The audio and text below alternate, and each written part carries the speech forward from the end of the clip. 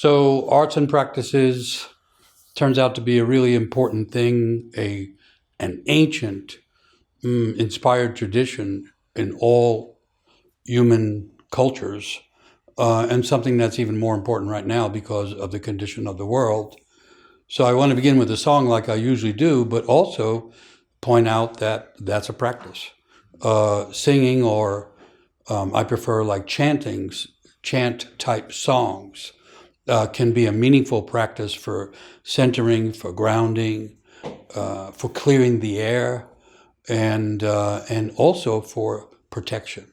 And so I want to start with an earth song that I learned from Malidoma Somé from the Dagara tribe in Burkina Faso, a song that's sung by the earth members or the people in the tribe that keep everyone connected to the earth. It's a simple song, really has one word, and so you can pick it up and please sing along.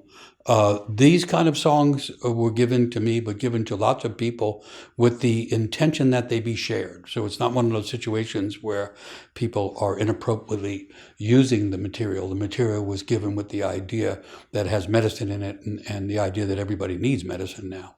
So this is an earth medicine song from West Africa. Azima wo Azima wo, Azima wo, Azima wo, Azima wo, Azima wo, Azima wo, Azima wo, Azima wo, Azima wo, Azima wo, Azima wo, Azima wo, Azima wo, Azima wo, Azima wo, Azima wo, Azima wo, Azima wo, Azima wo.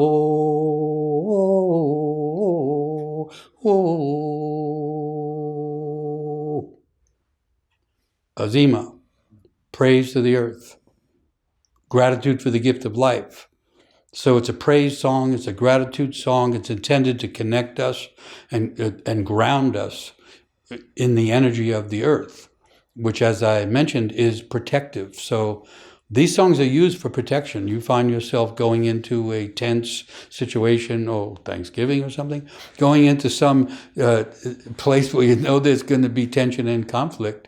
And before going in, you find a quiet place. Best not to be doing it in front of a whole bunch of people who don't know what you're doing, but you find a quiet place and you sing praise to the earth. May the earth give us some stability and give us grounding and centering, and let us appear, or at least, begin with the welcoming, generous energy of the earth. And so it's a practice. And you can use any kind of songs really for a practice.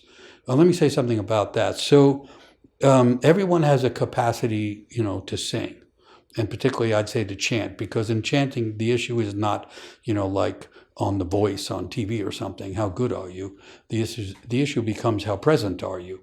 And so it isn't that everybody sings well, it's that everyone can add their breath to the song, and that adds meaning to the situation, and it can be a process of grounding. And reminding ourselves that we are connected to the earth, even if the modern world says human nature is disconnected from nature. Everybody at some level knows that that's not true. Human nature is deeply connected to nature. We are the earthlings, the children of the earth. And the sooner we learn that in a more deep way, the sooner we'll figure out how to reconnect nature to culture and bring healing to the earth, which itself is a source of healing, but which now has been kind of diminished by the subject-object dissociation that dominates the Western world. So Earth is also often referred to as Mother Earth, Mother Nature, Mother Earth. And so there's a sense of reconnecting to the source of our own lives. And so traditional people would have lots of ways of doing this, and some of them are clearly freely offered so that we can use them as well. And that's a kind of practice, and it's an important practice. Now, when the world is full of uncertainty and chaos, we have to find ways of centering. And putting our voice into a meaningful chant works rather quickly. And while doing it, you can actually stand with the feet a little bit apart and bend the knees a little bit, and you can actually draw the energy up from the earth, which is a really great feeling and really important when everything seems turned upside down or in upheaval, as is the case in so much of the world because of the wars that are happening, because of the damages done by climate crisis, and also because of the political upheaval that's so common in the world. There's an old saying I like where people say, the spirit will not descend without song. So you can also use any kind of chant or many kinds of chant to pull spirit down. You pull the earth up and pull its spirit down, and there we are. That's the old image of the human being, with part of the human being connected to the heavens and part anchored deep in the earth. That was our job, typically, in ancient understanding, was to be the vessels through which heaven and earth become connected. And there are many kinds of chants in which a person actually does that through singing. And this very simple song, which is just a repetition of one word, is a certain kind of chant which you can find in many cultures, where the repetition is a way of deepening. And the repetition is a way of repeatedly calling the spirit down, calling the energy of earth up. It's pretty simple stuff. You can learn it, you can teach it, you can share it, and you can use it in almost any circumstance. And singing would be such a common practice in ancient cultures. It wouldn't be, preserved or reserved for the professionals. It would be for the people. And some people sing really beautifully, and that's a great thing, and that should be honored. But the idea is everybody can lend their voice to the choir that is the choir of souls. So for some reason, I had this other idea came to mind, and I'm trying to remember who said it. I think it was a jazz drummer who said, anyone who breathes is in the rhythm business. Anyone who talks is actually in the song business. Just pointing to pretty evident things, or things that used to be more evident, that can become helpful practices when the world is in upheaval and the pressure from all kinds of things that are coming down on us can make us uneasy and unsettled, and we can quickly ground and center and feel a connection to the earth through a simple song. So what I want to do with this session is just consider arts and practices as a way of finding ways to cohere ourselves in an incoherent world, but also take a walk or a wander through all different ideas about art and practice as a way of giving permission for all of us to find more ways of making coherence in our own lives and settling from the anxieties and the fears and all of the uncertainty that surround us and permeate the atmosphere that we cannot help but breathe. Another practice I have that I started a long time ago when I was pretty young, and it was an instinct. There were certain poems, particularly for a while I was interested in William Butler Yeats, the Irish poet, and I would just memorize poems as a way of being connected, in a sense, to a tradition and a heritage. That became a practice, which I didn't even, in any intellectual way, consider. It was almost like natural. And so I've continued to stay in touch with poetry, which is the realm of the muses. And the muses are a tremendous, continuous, archetypal source of practices The word music comes from the muses. The word museum comes from the muses. And also amusing comes from the music, from the muses. And in the old understanding, the muses are like spirits in the other world that are sending us ideas about how to be creative, about how to be coherent, and about how to be centered. And so I want to do two poems, one that is more about the Western sense of the muses, and the other is more in the Eastern world.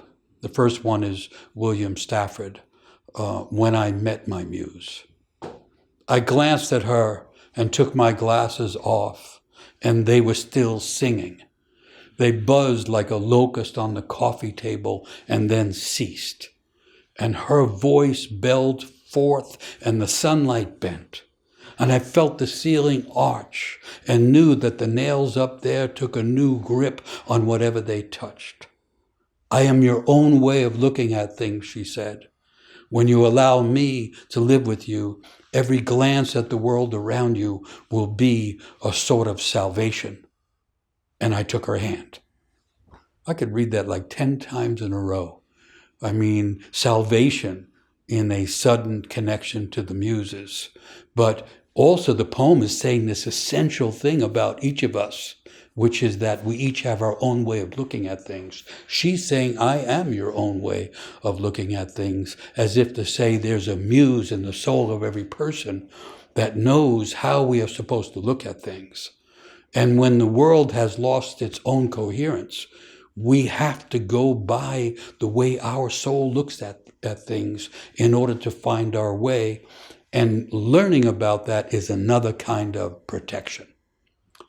Second poem is from Kabir, one of the great poets, saints of India. It goes like this. The small ruby that everyone wants has fallen out on the road. Some think it is east of us, and others are certain that it's west of us. Some say it's lost amongst the primal earth rocks, and others say that it must be found in the deepest waters. Kabir's holy instinct tells him that it was inside us all along, and it can be revealed for what it's truly worth by looking there. And so therefore he took it and wrapped it up carefully in his heart cloth. So this is the going at this place of inspiration and the place of coherence by imagining it as a ruby that's in like the deep self. And so it's a turning in instead of a looking out. But it's turning in for the vision from the heart. The ruby is read like the heart, and the ruby is also the philosopher's stone. It's the crystal of imagination that has many names, but it's related to the heart, and that tells us something. He mentions everybody's out on the road looking for it. It tells us that practice should be something that connects us more deeply to our heart. And so the old idea of finding paths with heart, finding practices with heart. For some people, singing can be the main road. For other people, it's going to be other things. Our task, in a way, is to find that which speaks to us deeply, that gives us the heart connection. Because when everything falls apart, what's missing is the heart and soul that coheres things.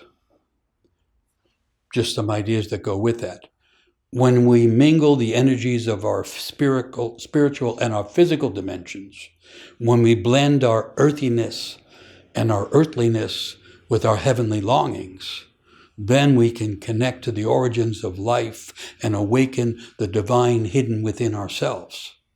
All methods of churning, that is to say, meditation and dance, dharma and devotion, all depend upon the hidden holiness and the inner abundance of the soul, which by its nature is both ancient and immediate. So I'm just talking the language of spirit and soul, which is the language of practice, for the most part.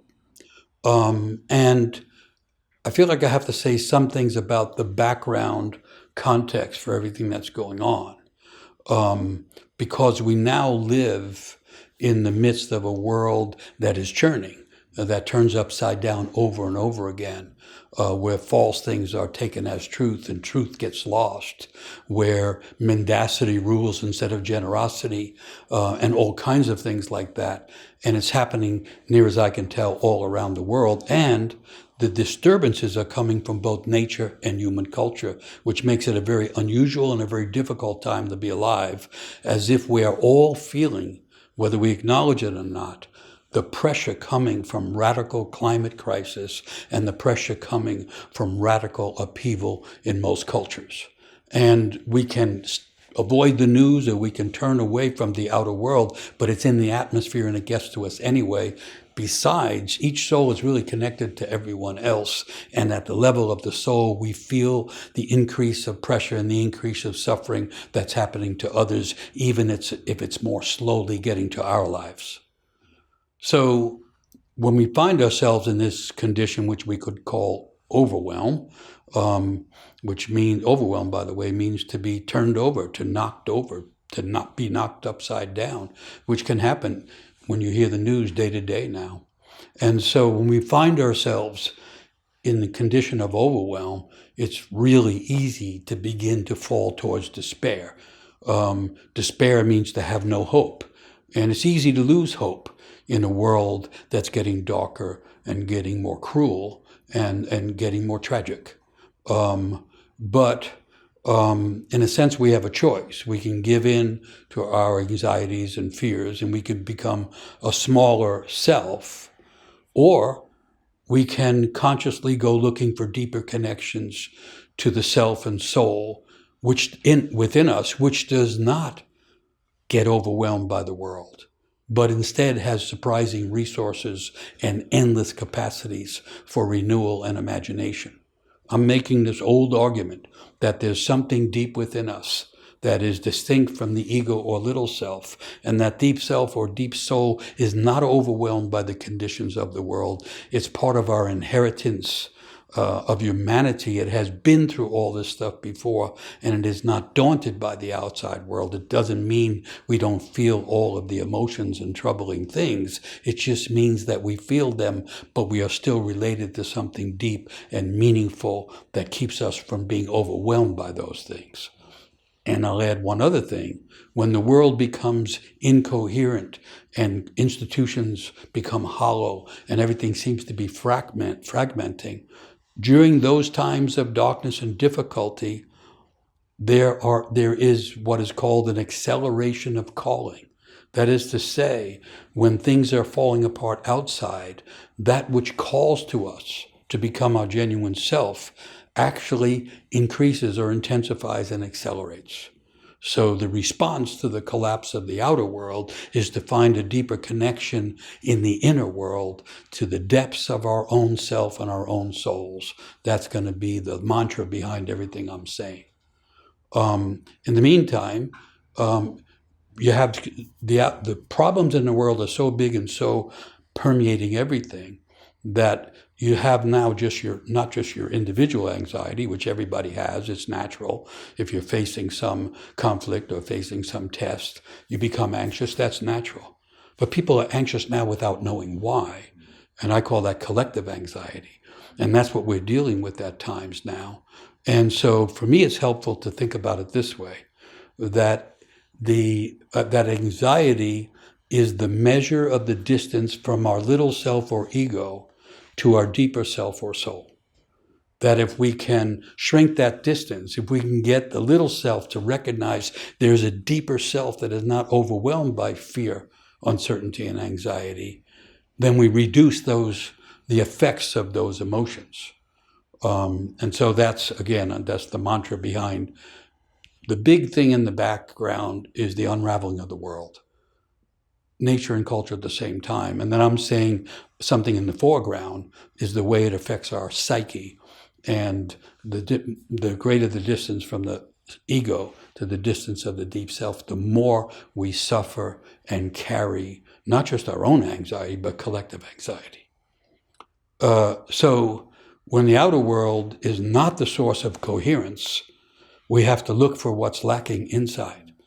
The difficulty with that is inside, most people think they're empty. So that's why I'm saying with some emphasis, we are not empty inside. Everyone has a unique soul. Everyone came into this world with a soul that is gifted in some ways and aimed in some ways. And when the outside world doesn't provide us with any coherence or welcome, we have to find that deep inside ourselves. But that's what all of the seekers and all of the initiates were always doing, is finding the knowledge and the healing and the wisdom inside, and then growing a life from that. So, since the world will not soon settle, the unity and the wholeness missing in the outer world must be found within us. And part of our job is to find meaningful ways forward. And in order to do that, we have to find some acceptance of the idea that the great self is trying to enter the world all the time, and it has to enter it through the people who are alive at a given time. The old idea that we each can become our own uniquely shaped vessel for receiving what some people call the Great Spirit or the Great Self or the Great Soul. If we cannot imagine a creative, connective sense of self and soul, then there can be no consistent source of centering in ourselves, and therefore no inner peace and no psychic rest. At least that's how it looks to me. In the meantime, when the self or soul is present in a more conscious way, a surprising sense of peace can be experienced, even amidst chaotic circumstances. And I'll go back to the song, Azima Wo. As I sing that, I'm descending and dropping into myself, becoming less self-concerned and more self-aware. And then not simply that, I experience connecting to the earth, which is a deep, deep source of energy and a constant source of survival and renewal. So, as there's an old saying that as collective fears, uncertainty, and anxiety grow, a balancing imagination and energy for healing tries to awaken within us. And then we are either following spirit and growing more soul, or we can find ourselves shrinking from life. And the purpose of meaningful practices is to not shrink from life, but find ways to blossom, even if the outside world is a storm. So our true guide, in a sense, is the deep images of the soul, the natural callings that try to get our attention, and the core imagination that brought us to life. And then I want to add something to that, which is in terms of depth psychology, mythology, and many other deep perspectives, we are not alone. And the old idea of the archetypes becomes really important. When the world is falling apart, it turns out that the archetype of creation is actually instigated. And the idea of archetypes means there's something so deep that has image, but also has energy and instinct, that can be awakened and can be expressed through us. And when we're connected to the archetypes, we are connected to the universal inheritance of the human soul, energies, imagination, and ways of being that can support us when everything around us seems dark or dangerous. And so from this old understanding, we're not alone. The poets aren't alone. They're inspired by the muses. Anyone who does creative things tends to be inspired by the archetype of creation. So following what I've been saying, there's two archetypal energies that become enhanced, more available, and more important when everything falls apart. And one is the archetype of the deep self, the source of centering, healing, and coherence. And the other is the archetype of creation, which is connected to the reimagining and the remaking of the world. I'm just trying to add encouragement and meaningful notions to the sense of not being alone. The muses are trying to connect to us. The archetype of the self is trying to find its way into our consciousness, and the archetype of creation is trying to express itself through us. Those are things that happen when the outside world loses its coherence and seems to be approaching the end of creation. Then what is missing in the outside awakens in us. These are old ideas. I find them really valuable, and they lead to practices. So rather than simply becoming more disoriented and feeling more alienated, we can try to live closer to the knowing soul within us and find an alignment with the inner imagination that was in our soul when we came to life. And then you could say, if you move that into the notion of practice, you could say that through a meaningful practice, we gain an emotional seating and develop an inner refuge that we can continually return to. I mean, I'm giving the example of this Song of the Earth. I love the song. I find myself starting to get scattered and feeling, scared. And I will just start singing the song. And all of a sudden, I'm breathing more deeply. All of a sudden, I'm back in touch with my body. But even more meaningfully, all of a sudden, I'm back in touch with the earth. And I'm not feeling isolated and alienated, even if the conditions around me might be generating those kinds of feelings. So through a creative practice, we find ways to express our true selves.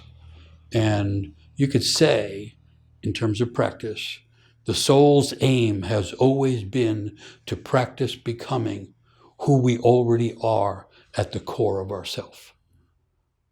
That has always been the underlying practice, that we each become a more genuine version of our original self.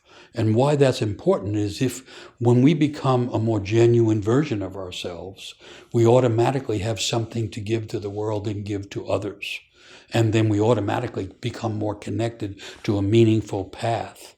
And the deep paths of learning and the paths to the sacred do not get destroyed by the disruptions in the world. They actually become more revealed. So, following old ideas, people will often say, well, what's the best path, or what are the paths? And there's an old notion from India that I like that says there are two great paths of practice.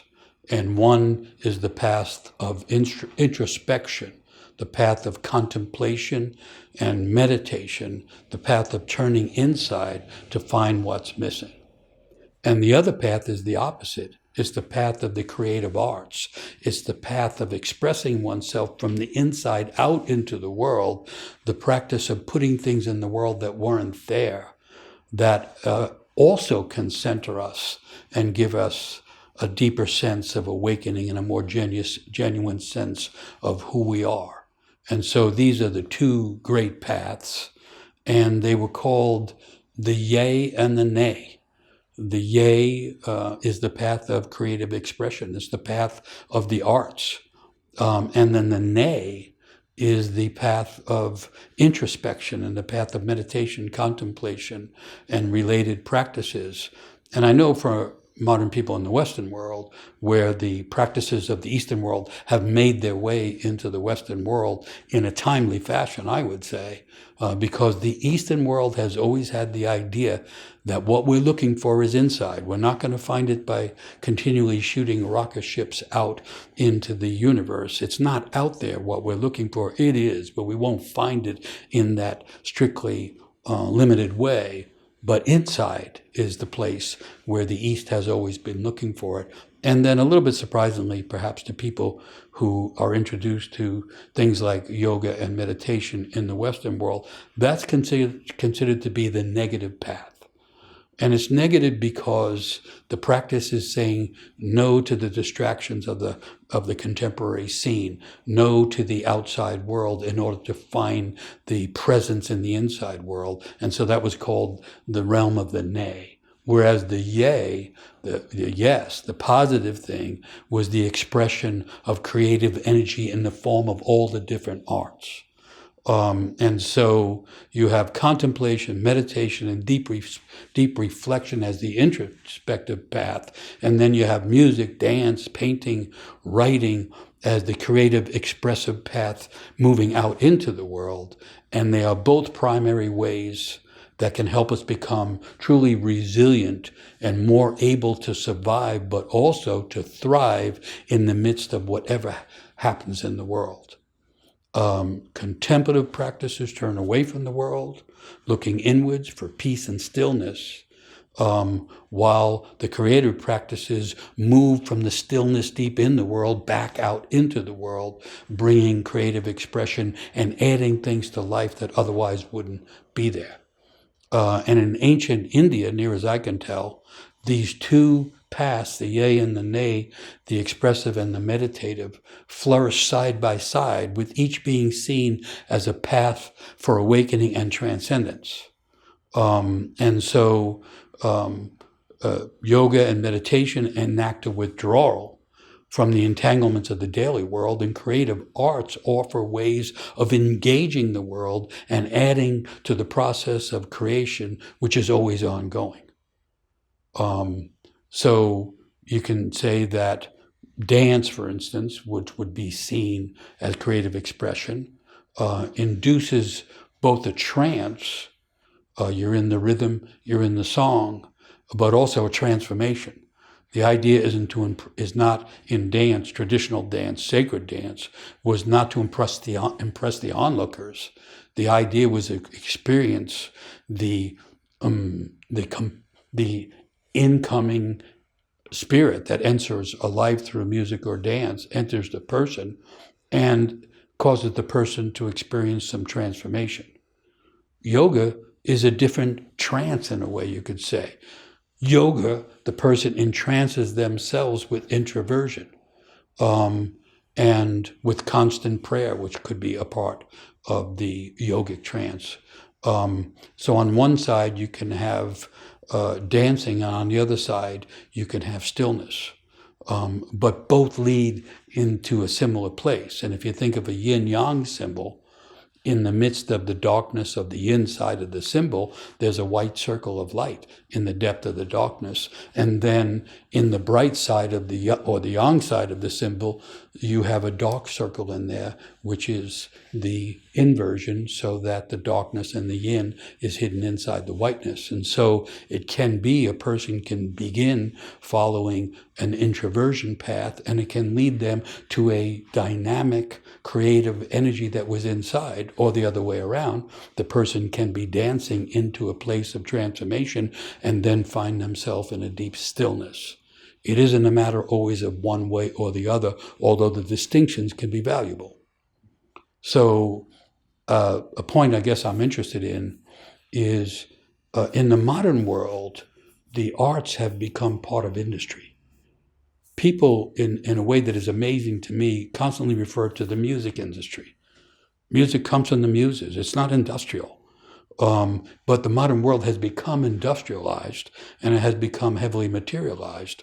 And so the arts are now taken to be part of the realm of economy and materialism. Whereas originally, all the arts were part of sacred work. So I'm trying to say it's not art for art's sake. It's art for being in service of the creative energy that keeps the world going.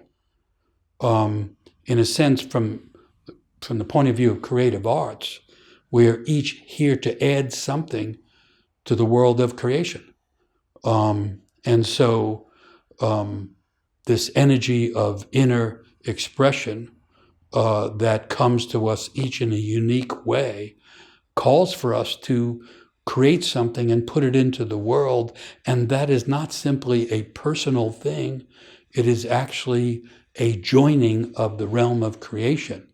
And in mythology and all the old traditions, the creation didn't happen back there somewhere, and now we're just living in history, the afterglow of creation. Creation is ongoing all the time. Meditation is ongoing all the time, just as we breathe in and out all the time. And the two breaths of introversion and expression are really the two sides of breathing.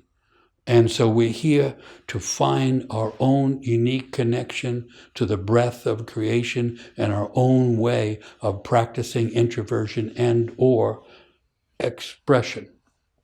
That's one thing I would say.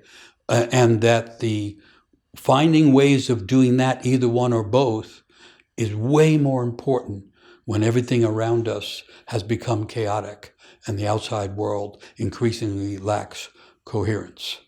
So I would go back to the idea of enchantment, that, I love chants. And chants are also a way of enchanting ourselves. A song or a chant gives us a connection to the other world. The other world is the world behind the common world. Maybe that's another idea that's important about practices. The modern idea is that we live in the literal world, the world where time is linear and it eventually runs out. Also the world where things are literal. And the problem with the modern worldview is it has forgotten about the other world. And the other world is the source of everything in this world. And the other world is also the source of healing energies and inspiration. And so we can find ourselves in the other world enchanted with the presence of it, either by introversion, contemplation, meditation, or by extroversion in terms of the creative arts. I'm trying to suggest that either and both can work for any of us, and that part of the primary practice of living right now, more than at other times, is to find what practices call to us, because then we are not alone. Then we are not lost. Then we suffer less alienation, and then we are more likely to fulfill the actual nature of our own souls. So whether through creative arts or contemplative practices or a combination of both, we need the ways to keep opening our hearts and finding inner coherence. And as the ancient Taoists put it, the great person allows universal imagination to operate through them. So I'll stop there. I see there are questions. I've been thankful for your model of falling through the second layer of reality to the deep third layer. I live in Asheville, North Carolina, and the hurricane tossed us all into that second layer. What would you recommend for those of us who are stuck in the second layer and can't find the bottom or touch the bottom? Thank you for that, and I'm so sorry for that. So for those that aren't familiar with it, I use this old model for understanding the world, where the first layer is the literal world. It's the evident world. It's the world that used to be the world of facts. And it's the world where everybody says hi, and the answer is, hi, how are you? And the answer is, I'm fine. Well, if you're in Asheville after the hurricane, you're not fine. If you feel what happened to people after the hurricane, you're not fine. If you have a feeling for the people suffering in Ukraine, you're not fine. It can go on and on. There's so much suffering in the world. But to the practical part of it, I'm not good at the practical usually, but what to recommend for people stuck in that second layer who can't touch bottom. So I would go to two things. One is expression. Get the feelings of anguish, the feelings of loss, the grief, the associated angers, somehow expressing those. And I think that's where the creative arts come in. Finding songs, writing things out, whatever makes sense to a person, to get those things out. Because when something as crushing as that, when something as chaos creating as that, fracturing like that is delivered by nature, that winds up living inside everybody, some manner of getting it out through expression, I think, is helpful. That includes weeping. It includes yelling. It includes, one of the first practices I picked up when I was still fairly young was drumming.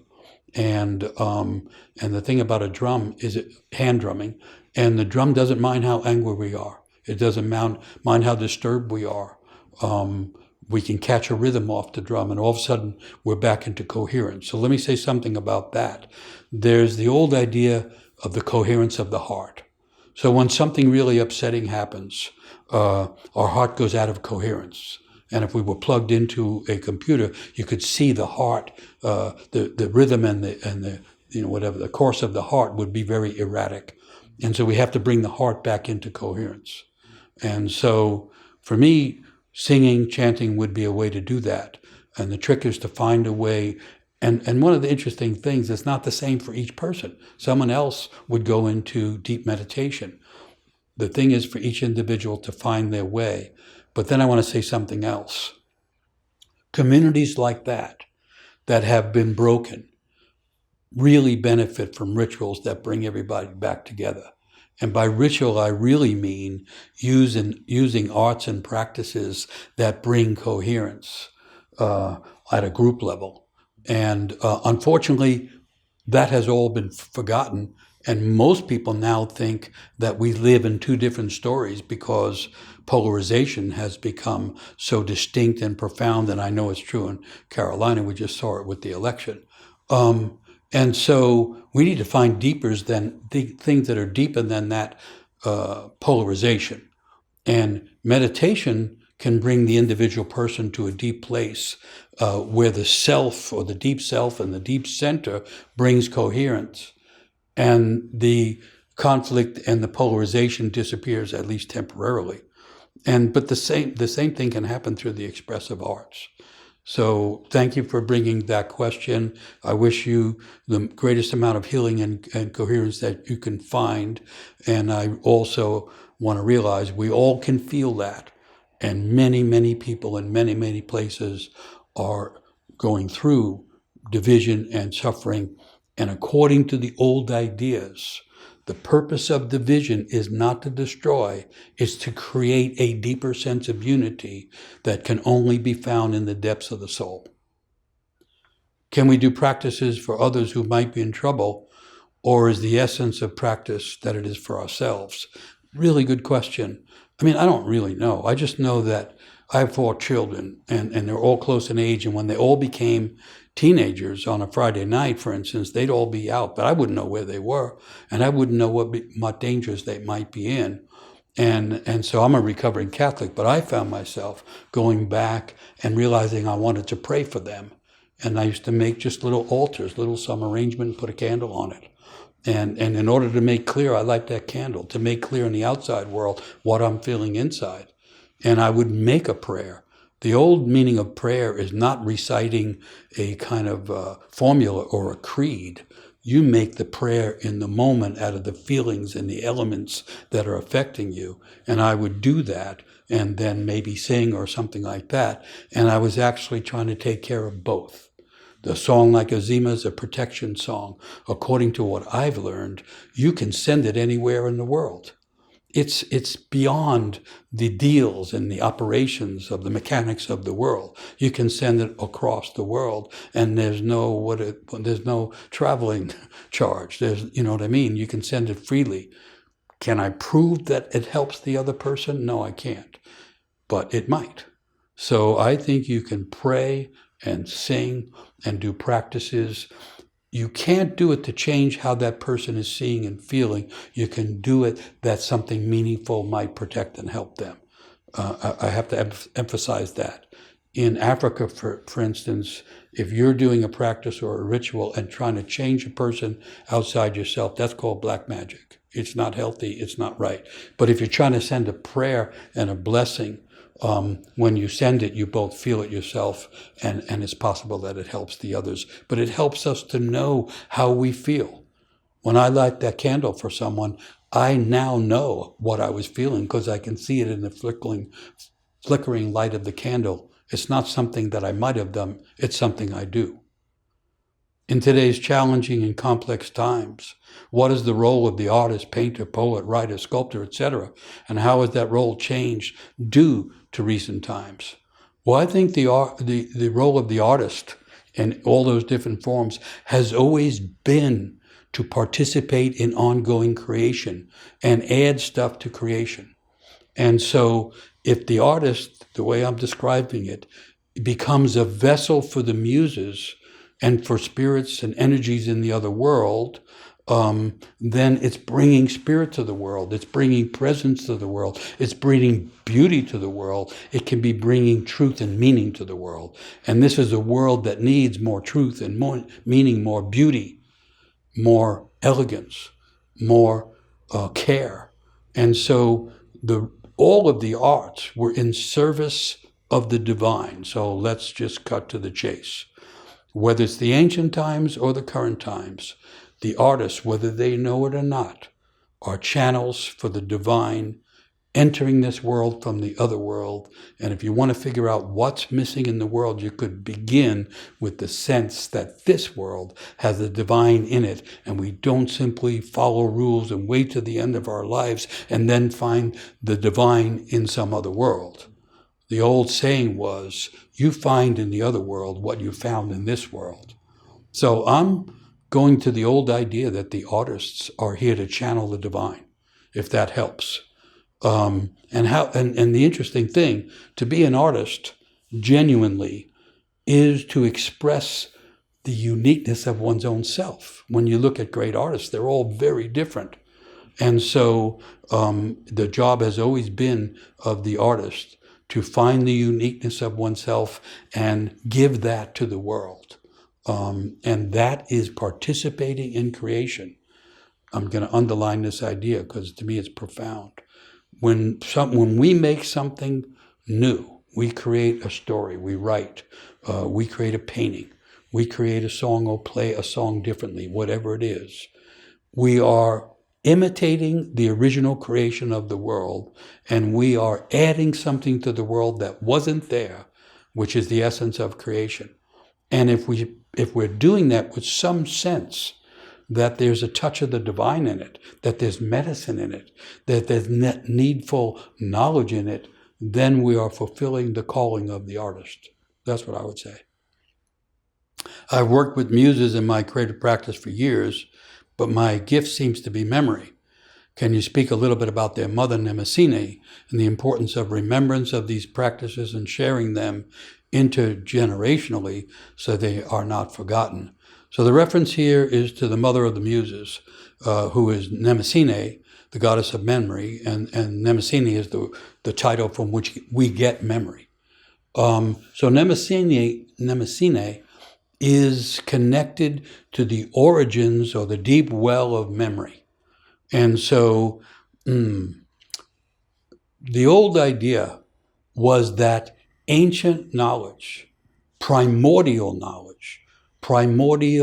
energies of creation are part of our inheritance. And in that sense, we actually are, when we get to the depths of our own soul, created to Mnemosyne, the source of memory. And memory is not simply a historical recall. It's much deeper than that. It's the memory of the origins. The origins would be tapped through the muses and through their mother, Mnemosyne, so that when you tap the origins, you're bringing all of the potentials that were there at the beginning back into consciousness and then back into the world. That's how I understand it. I don't know what else to say about it, but there's this whole world of depth of imagination, of rooted creative energies that is our inheritance, but has been forgotten and has been split off because of modern ideas, exaggerated rationalism, the subject-object split, exaggerated sense of personalism. Deep inside, there is memory that goes back to the beginning, and there are energies and potentials for creation that go back to the beginning, and we can become an expression of those things. That has always been the calling of the artist, I would say. How do creativity and the arts connect us to a deeper self? Well, I'm answering it partly in that other question, but I'll answer it this way. Thank you for the questions, they're good questions. So the old idea is everyone comes in already seated. There's an inner genius. I like to call it the genius, the spirit that's already there when we're born. And that inner genius is gifted and aimed. So according to the way I understand it, each person who enters the world has gifts within them, and those gifts are intended to be given. And in the process of learning what the gifts are, and in the practice of learning how to give them, we learn who we are in our deep self or our original soul. And that we can't learn it simply by thinking or simply by hoping. We enter a creative process and we find out who we are in our essence, in the depth of ourselves. I'm trying to think of an example. I'll give this example. It's easy to give examples from my life because I have some connection to them. And so one thing that happened to me is I learned that I was a storyteller. I didn't know that. No one told me that. It kind of happened. And then it became kind of a calling and has turned out to be a whole way of life. But for me, the way it happens is I have to be telling the story spontaneously. I've never rehearsed a story. I don't recite a story. I tell it from deep memory what the elements are, but it comes out differently every time. The words are different. The images are slightly different because I'm different, because the world is different. I hope I'm making sense. So part of my deep self requires that I trust the spontaneity of speech and find the stream of memory and the stream of knowledge that's coming out in a given moment. So that's my way of understanding that. For someone else, it will be different. Each person is unique and different, and each person is a potential vehicle for the expression of these very deep and meaningful things, which are the precise things forgotten by the modern world. What about life and death situation in which a person gets diagnosed with something and the portal of transformation opens within the body with an invitation for the self to move to one stage of healing and to a stage of lesser self? I really don't understand this. With an invitation for the self to move to one stage of healing and a stage of lesser self to the greater self. Can you speak to that type of healing crisis? There's something I don't understand there. I want to go back and take it seriously.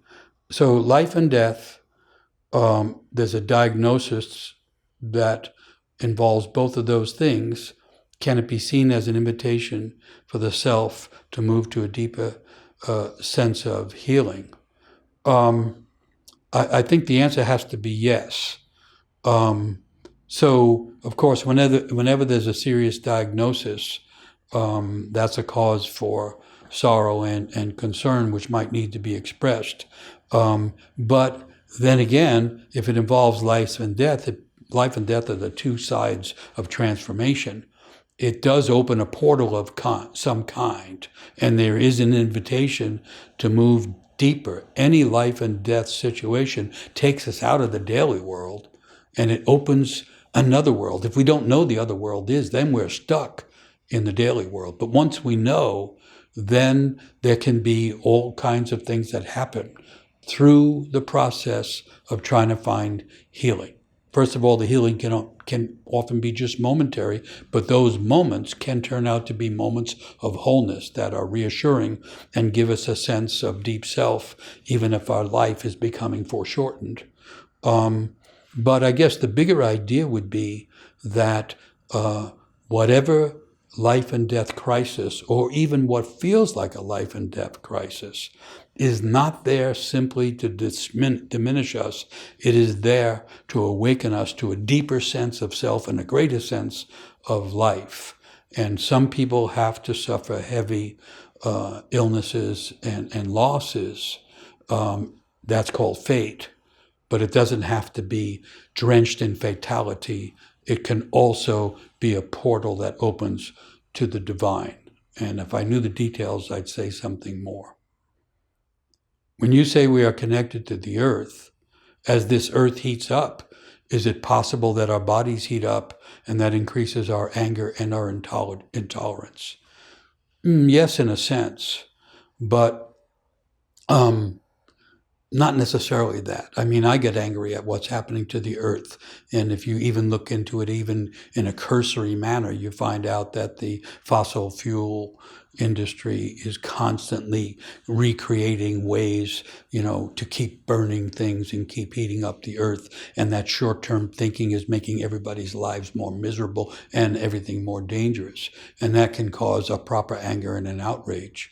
But I don't know about the intolerance part. Because somehow, well, what happens to me as I remember the idea from alchemy, from mythology, that the earth is able to regenerate itself even from its own ashes. So maybe that's what I do. I go to myth. And in ancient myths and different cultures, there's stories about the earth burning up, and then it renews from its own ashes. A little seedling is found, and from a single seedling, life begins to grow back, and eventually some trees and plants grow back, and eventually the forests, and so on like that. So the earth, seen as an energy, seen as as being connected to the other world of eternal things, is not likely to just end and disappear. And so when I'm singing an earth chant or something, I'm imagining tapping in to the presence of an energy in the earth that also knows how to heal itself. I'm not saying we don't have to do a lot of things to change culture. We certainly do. But in the meantime, earth has its own energy for renewal. And so I don't know that we have to keep heating up as the earth heats up. As a matter of fact, in alchemy and in mythology and cosmology, the balance to the earth is found in water. So when I get overheated, I go for a swim. I emerge typically in cold water, and all of a sudden I find a little bit more balance. And so that's just the thought I have. All right, so thank you for the questions. I'm going to go on a little bit with this idea of trying to lay some markers out about arts and practice, and also give permission for the sense that there are many ways to go, but we each also have to find our own way. And we each have to deal with blockages on the way, obstacles on the way. And so that makes me think of a story, and I'm back in India again. In ancient stories, often it was Vishnu who created the world, and he created it by dreaming it up. And he dreamed it up while he was floating on the eternal dark ocean, or the endless dark ocean. And so he had this dream while he was floating on the ocean that became the created world. And in the process of the world being created, he also produced another creative being called Brahma. So Vishnu dreams up the earth. Brahma then appears as the one who will continue the iteration of creation and also manage the project of creation.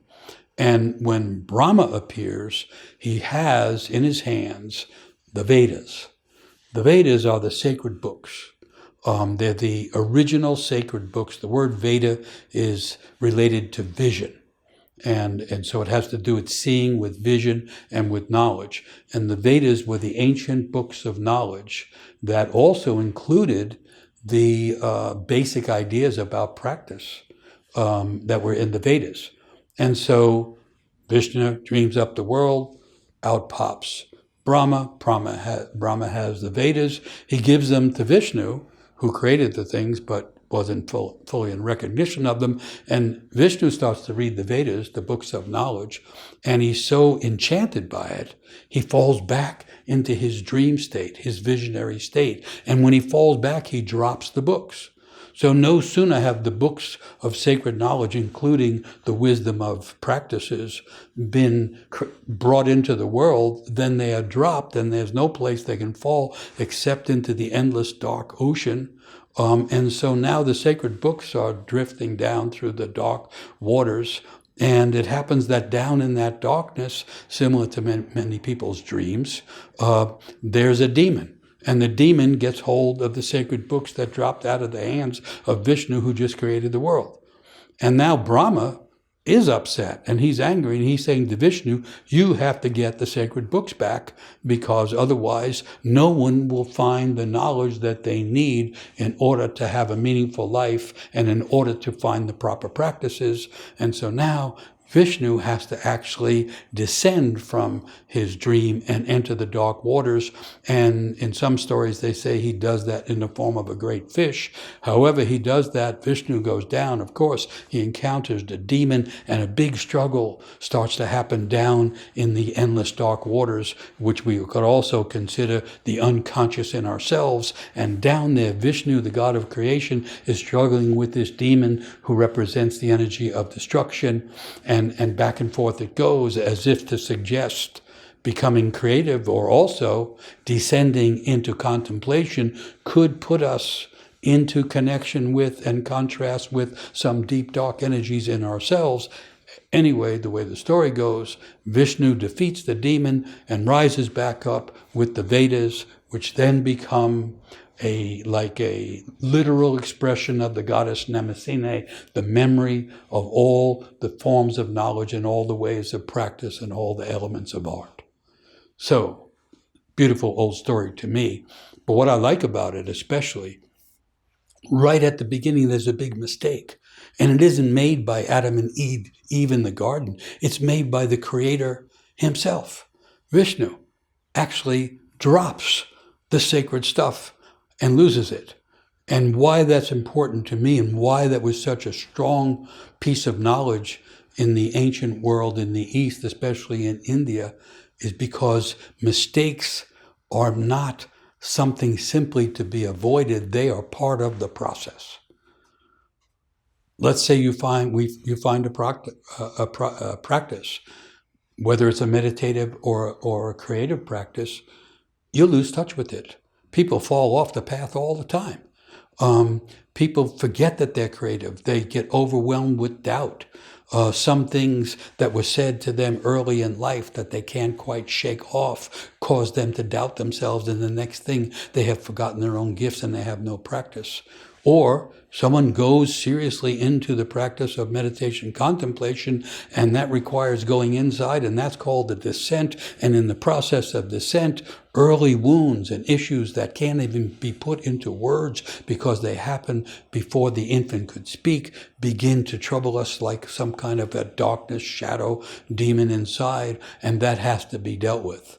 So the story says that it's not that we simply make mistakes, it's that mistakes are part of the process of creation, and therefore part of the process of awakening, and therefore part of the process of healing, and necessarily a part of the practice of a part of any practice that we might choose. I hope I'm making sense, because trying to avoid mistakes can turn out to be ways to avoid the depths that we really have to go to.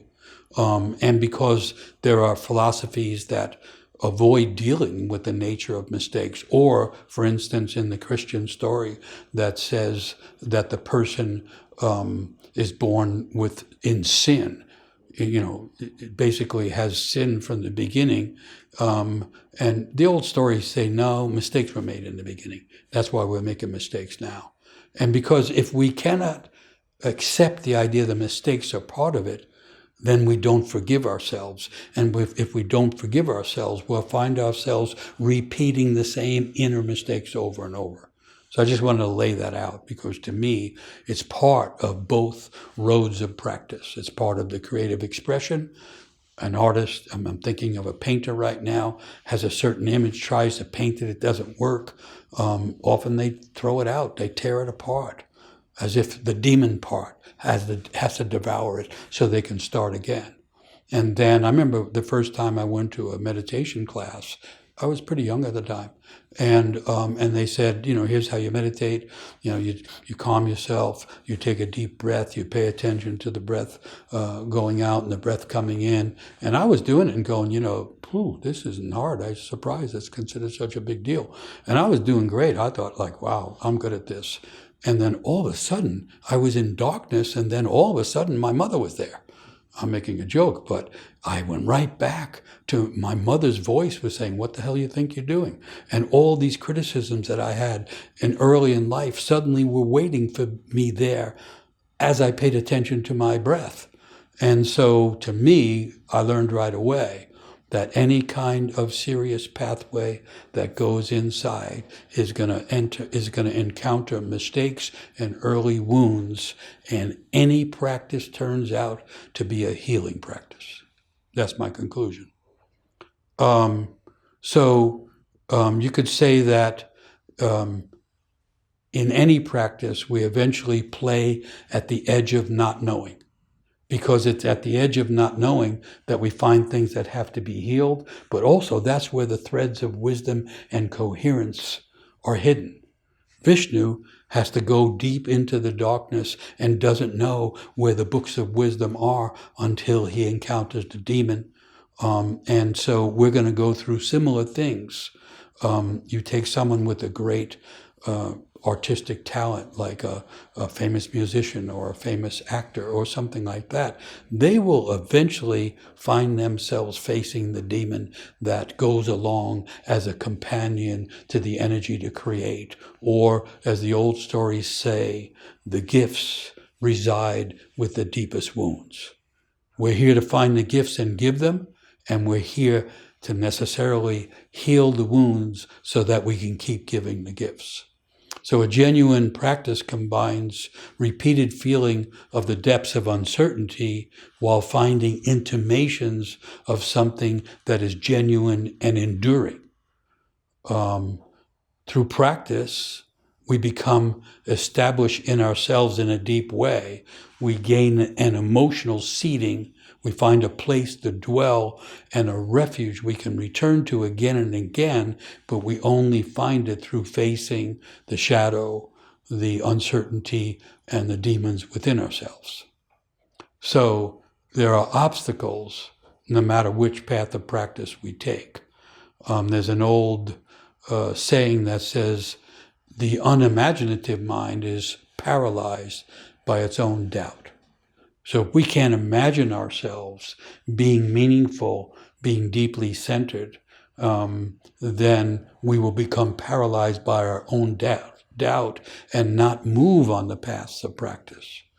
Another thing that's an obstacle, you could say, is the fear of failing, or even choosing the wrong practice. Those are things that can happen at the beginning, where our fears and our particular fears of failing or making a big mistake, not realizing mistakes are part of it, keeps us from following the calling of our own inner initiate. Another obstacle can be a sense of vulnerability that brings a fear of being judged by others, that we're not good enough or not proper enough, because a genuine practice puts us into the edge of not knowing, and we have to become more tolerant of our own weaknesses, and we have to allow for our mistakes, which I think suggests, again, I'm a recovering Catholic, and I really had to find the idea that somehow I have to forgive myself for mistakes and for injuries that I might have caused or something like that. And I think that becomes part of any practice.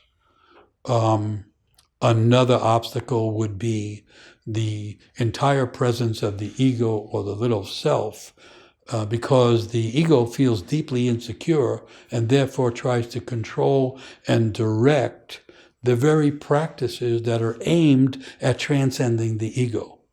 Am I making sense?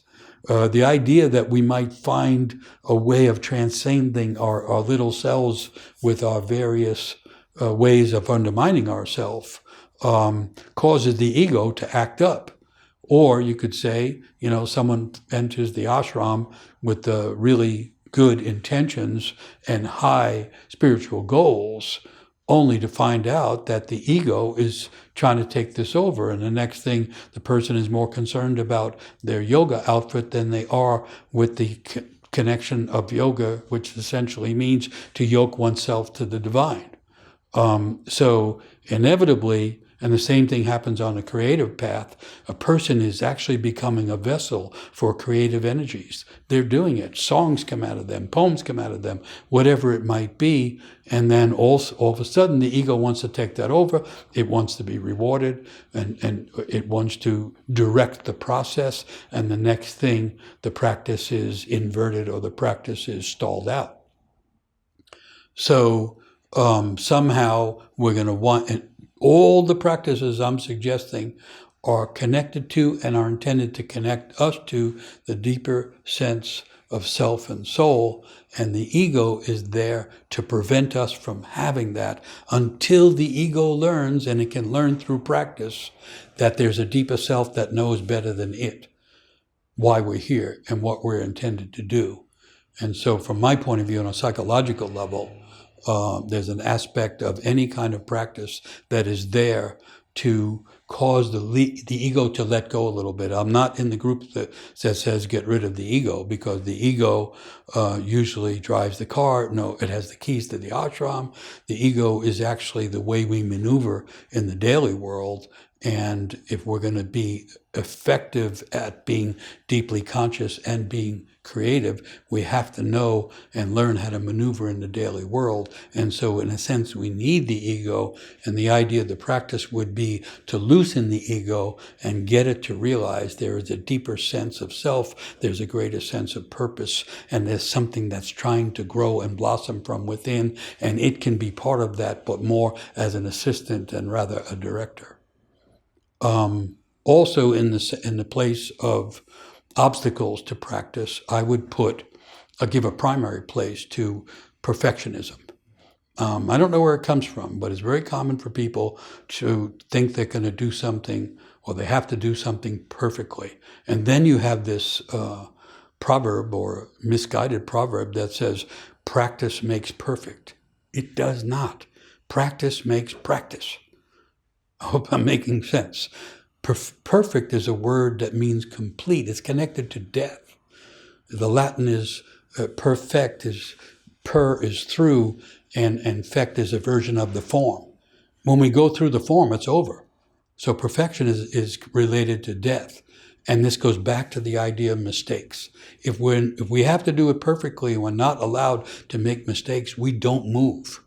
We don't go down the path. And so I know it can haunt people, but the purpose of practice is not perfection, it's clarity. It's release, actually, from things like perfection. And that's why the mistakes become important, because they also become ways of opening the soul and releasing us from undue expectations. So a genuine practice, I'm saying on the expressive art side or on the contemplative meditative side, aims at something transcendent that, in a sense, we never fully succeed at. A meaningful practice involves something that we cannot fully accomplish, and yet attempting to do us can give us a sense of self-satisfaction. I'm saying a genuine practice aims to bring the divine in, but also aims at the divine itself, and we can never quite do that. That's why perfection is in the way. The divine can come in, and it can come in like Vishnu through mistakes. When I was first learning drumming, where you have to make mistakes, two-hand drumming, and most people are inclined more to the left hand or the right hand, and the hand that's the lesser hand won't do what you want it to do. And so you're making all kinds of mistakes, and all of a sudden you're feeling guilty and shamed and everything. And the teacher said, listen, every mistake is a new style. The problem with most people is they let the mistake stop them, and they never learn the style that's trying to come through them. To me, that was a brilliant teaching in the practice of drumming. So practice refers to the variety of ways that we can use to find the ground on which we struggle with our essential wounds and faults and the splits inside of us, in order that we can live with the gifts and the generosity and the deep sense of humanity that also is inside of us. Practice, you could say, involves ways of changing and growing that are not simply heroic. So you have perfection is an obstacle on the road of practice, and heroicism, which is very popular in the modern world, which tends to be dominated by egotism or the ego. There's an expectation. I've known people who are doing contemplative practice, but they're doing it with a heroic style. It's like, the opposite, but that's coming in through the ego, which tends to want to be heroic in whatever it does. So, in contrast to all of the obstacles, and I'm only naming some of them, I'd like to put the idea of beginner's mind, which is about ways of becoming. So beginner's mind keeps opening portals and paths and ways for us to be a becoming self. And rather than being a completed self, the idea, in a sense, is to become a becoming self. And so a meaningful practice is a way of continually becoming who we are intended to be. That's just another way to say it. So, and you could say beginner's mind is important because a genuine practice keeps beginning, because life keeps changing, and the way, as they used to call it, is always new. And so beginner's mind is best known as coming from Zen Buddhist traditions, where it is called the practice of Shoshin, Shoshin, Shoshin, which translates as beginner's mind. And that makes a person less subject to preconceived ideas and less restricted by inner and outer judgments. And I would add, less compelled to follow formulas. So being ready to begin anew is a way to diminish our automatic reactions that tend to be based upon very early patterns of behavior. There's a lot of automatic reactions in a person, and if you trace them back, they go all the way back to infancy, just because things that are at the beginning can have a bigger effect than anything later on. And we all felt abandoned when we were young. We all got wounded when we were young. That's the nature of humanity. And so those things will come into a practice. They will come into a life. They will come into a relationship.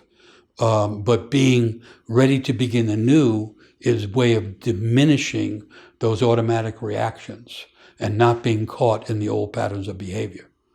There's a saying in Shoshin, in the beginner's mind, there are many possibilities. In the expert's mind, there are few. And so we want that beginner's mind, especially now, because we're at the end of an era. On the bigger picture, what's happening, we're at the end of a worldview. And so things tend to be narrow, and people try to cling to things that pretend to be certain. Beginner's mind and not knowing are much better practices at the end of the era, in the troubled time in which we live, because it allows us to adjust more quickly to the changes which are coming rapidly, so rapidly that modern institutions cannot respond to them. So beginner's mind involves a sense of living wisdom, not a sense of prefigured or contextualized or formal wisdom, but a wisdom that connects the immediate moment to the background of the eternal. I don't know how to make sense out of that, except that that's the trick, is to connect the immediate to the eternal. And beginner's mind does that, because beginner's mind, in a mythological sense, is connected to creation at the beginning, like Vishnu, Brahma, and the Vedas, all being there at a certain moment, and then a mistake, and all of a sudden everything has to change. Beginner's mind can roll with the change, can take on the attitude of Brahma, which says someone has to fix this, and can take on the attitude and the capacity of Vishnu, who says, I started it, I made the mistakes, I'm going to go get the sacred thing that was lost. So the beginner's mind is there in the beginning of that myth. So something that is connected to beginner's mind is a sense of the original. The beginner's mind is tapping the origins.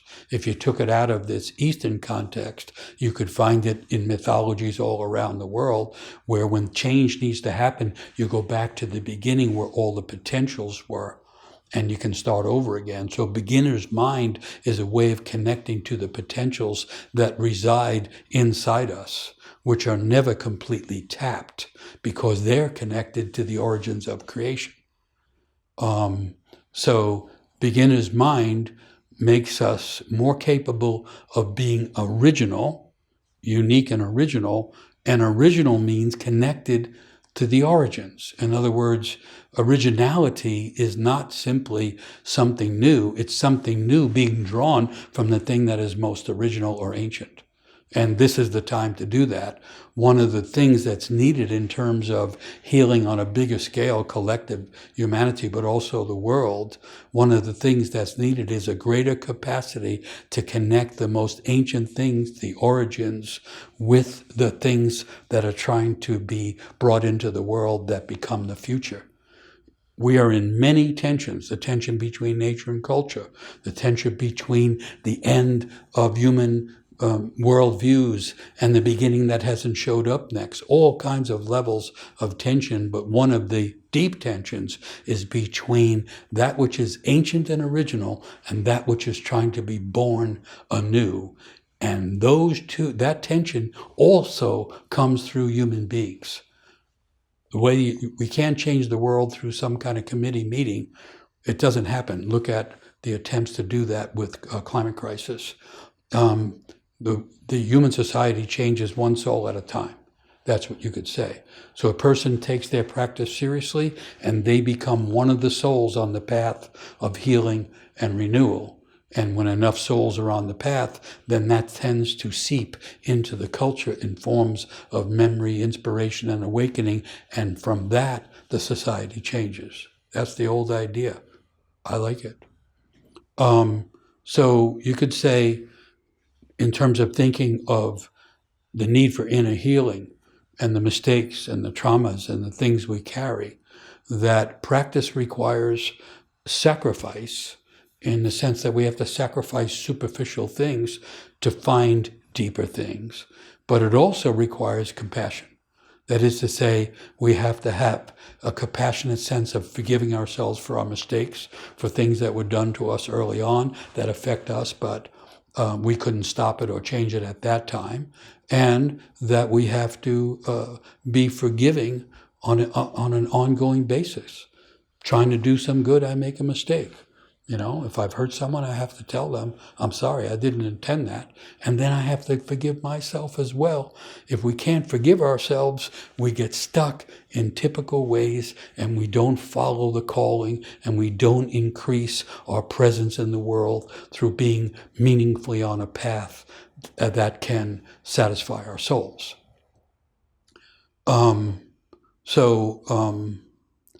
Practice involves us in essential work that I would say never can be completed. That's one of the sacrifices. So you say you wanted to help the world. Let's say you're on a healing path. All of us really are on a healing path, but let's say that becomes something really conscious. And then you realize, once you realize how much suffering is in the world, you realize you cannot heal all of it. And so a meaningful path will lead us to a place of understanding that completion, just like perfection, is not the goal. That it is the work itself, the awakening that comes from it, the healing that comes from it, that is the benefit. Not that there is some salvation that can be predicted and then completed. The Gospel of Thomas is a famous saying, you've probably heard it. It's worth repeating. If you bring forth what is within you, what you bring forth will save you. But if you do not bring forth what is within you, what you do not bring forth might destroy you. So in the world of practice, there's no neutral. In the world of creation, there's no neutral. In the world of loving, there's no neutral. Neutral is a very temporary thing, should you ever find it. So it turns out we're either growing a greater soul or we're becoming a smaller person. And so practice gives us that chance repetitively, let's say on a daily basis, to become a greater and greater soul, rather than what happens to people now in the great uncertainty and all the fear in the world. People begin to shrink from life. A practice keeps us moving further into a meaningful life. A practice offers ways to reconcile within our own lives while also contributing meaning and presence to the world. The two are related. It isn't one or the other.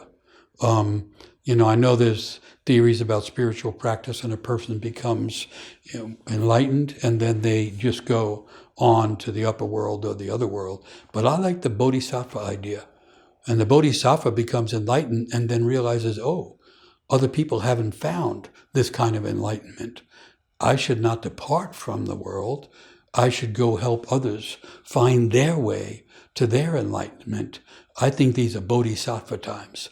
And whether it's the creative arts or the contemplative practices, they need to bring energy back into a world that is divided and conflicted and wounded and suffering.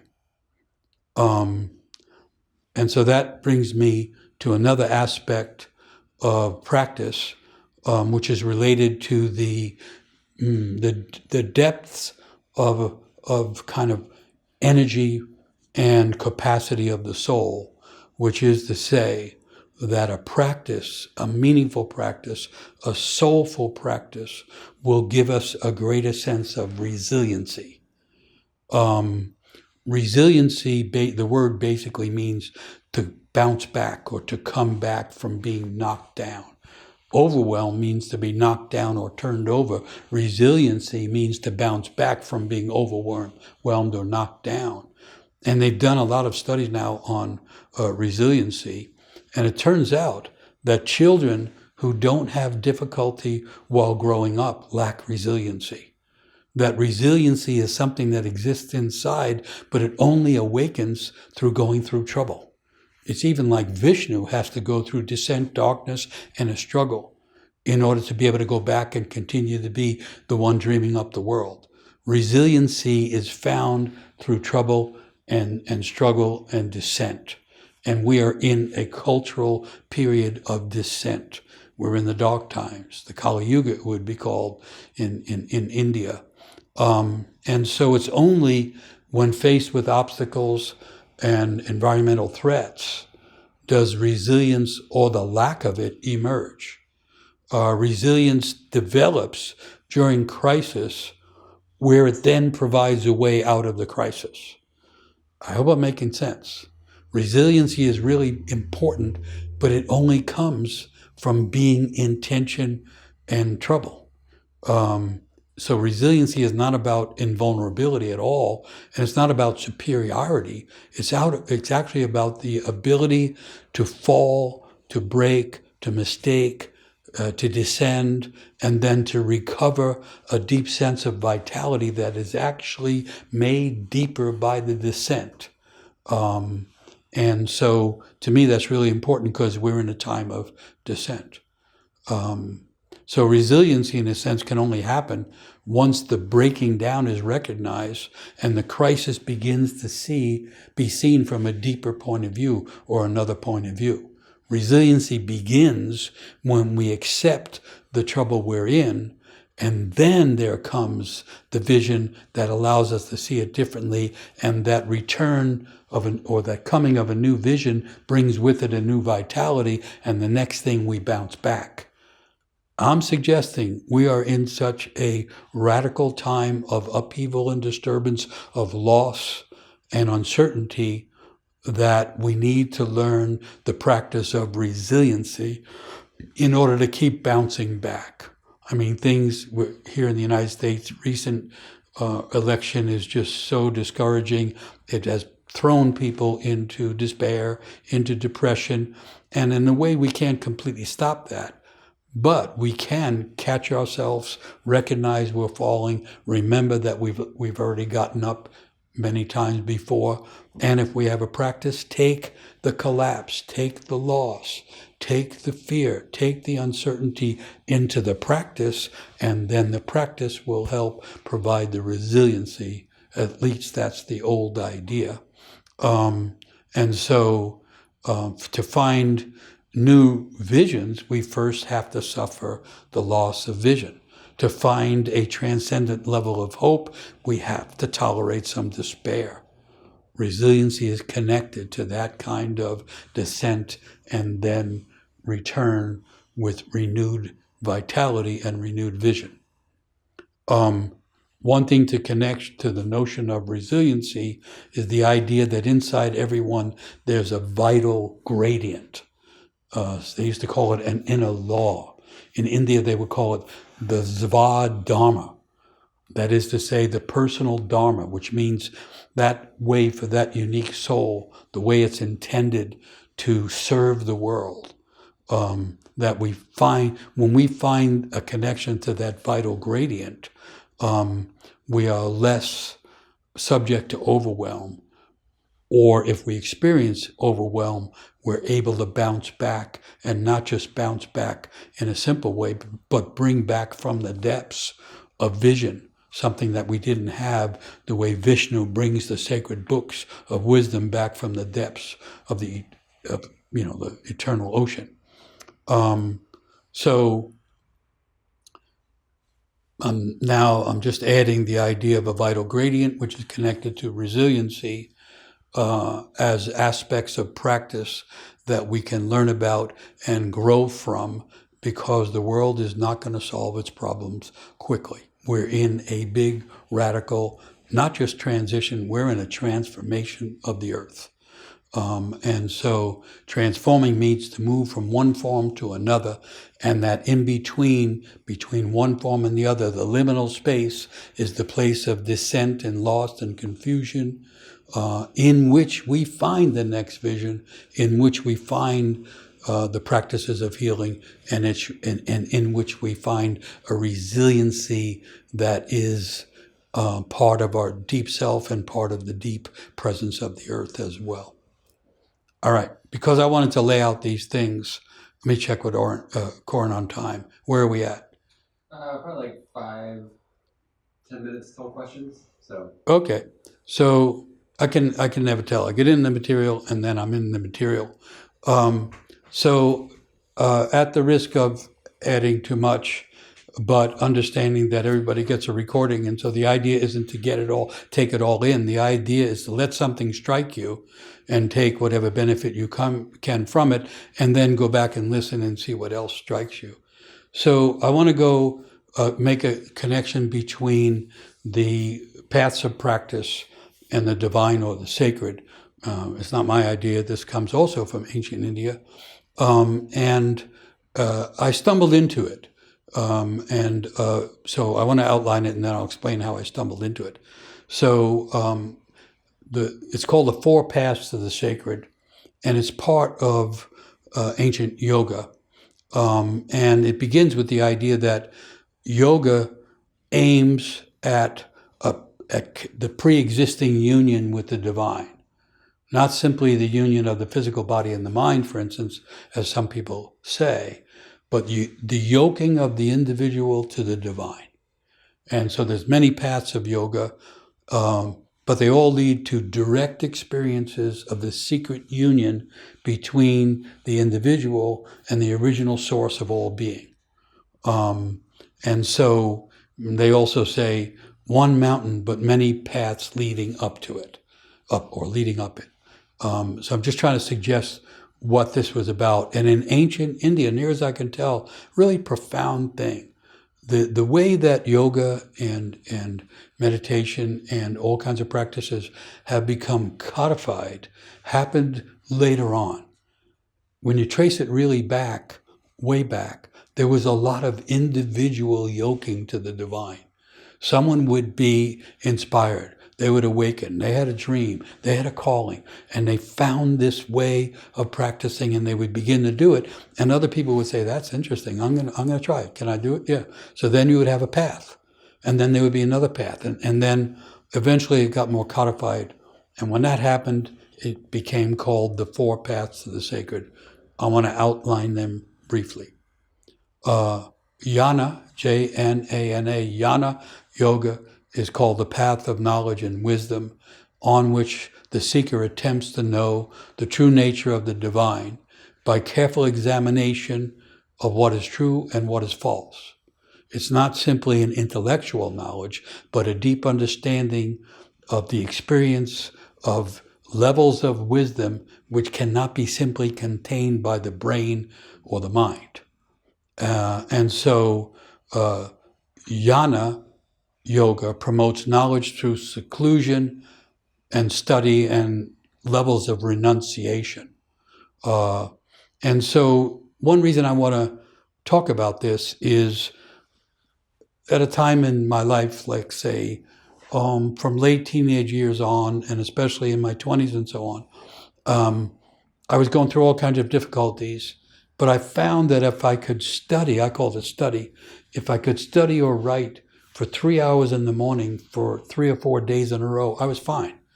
I could go through all kinds of upheaval, but I could gather myself, I could find coherence, and I could find threads of knowledge that were meaningful to me. But I had to practice it for several hours in the morning and for several days in a row to get the full effect. It was just an experience I was having. And people knew that I was doing it. I guess I told them. And one time someone said to me, I didn't know you were an intellectual. And I said, hey, I haven't insulted you. Why are you insulting me? Because that felt like an insult. I wasn't an intellectual. It wasn't in my brain or my mind. It was a full body engagement. It was a deep dive into seeking, but also into tapping into Mnemosyne and the ancient knowledge. To me, it was a complete self-immersion in the process of trying to find knowledge that was meaningful and healing to me. And so there I was thinking, wow, how come people can't understand what I'm doing? And somehow, and I don't recall how it happened, I was searching in the mornings, doing my study, and I found the 4 paths to the sacred, and one of the paths was Jnana, the path of studying and seeking for deep knowledge. And it's not intellectual, it's a full self-commitment to a kind of learning that is transformational. So that's how I got into this. So there's Jnana, the path of knowledge.